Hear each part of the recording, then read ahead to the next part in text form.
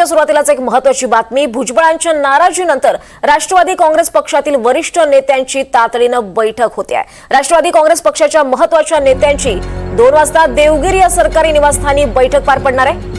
उपमुख्यमंत्री अजित पवार यांच्या उपस्थितीत प्रदेशाध्यक्ष सुनील तटकरे आणि पक्षाचे राष्ट्रीय कार्याध्यक्ष प्रफुल्ल पटेल हे सुद्धा बैठकीला उपस्थित राहणार आहेत। महायुतीत मंत्री भुजबळ यांनी आक्रमक पवित्रा घेतल्यानंतर संभाव्य अडचणी लक्षात घेत बैठक होत असल्याची सूत्रांची माहिती आहे।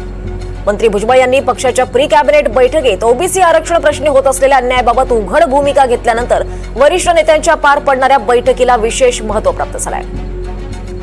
अधिक माहिती घेऊयात आमचे प्रतिनिधी सागर कुलकर्णी यांच्याकडून। सागर, या बैठकीसंदर्भात काय माहिती मिळते आहे? छगन भुजबळांची नाराजी आणि परत एकदा महाराष्ट्रामध्ये मराठा विरुद्ध ओबीसी असा एक राजकीय नवा द्वंद्व तयार होण्याची शक्यता आहे।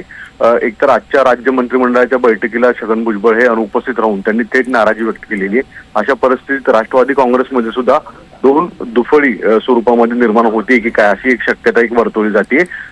भुजबळांची जी नाराजी आहे ती अर्थात शासनाने काल घेतलेल्या शासकीय आदेश जो काढलेला आहे त्यावरून आहे आणि हैदराबाद गॅझेटची अंमलबजावणी करताना मराठा समाजाच्या अनेक लोकांना हे ओबीसी मधूनच अर्थात कुणबीचं प्रमाणपत्र मिळेल आणि ओबीसीच्या आरक्षणाला धक्का लागेल असा एक सूर भुजबळांचा आहे।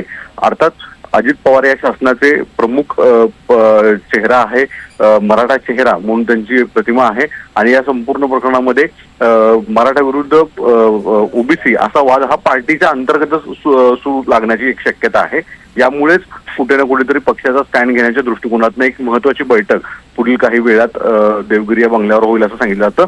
या बैठकीला अजित पवार, सुनील तटकरे, प्रफुल्ल पटेल यासह काही मंत्री देखील उपस्थित राहतील असं सांगण्यात येत आहे। निश्चितच धन्यवाद सागर या सगळ्या सविस्तर माहितीसाठी।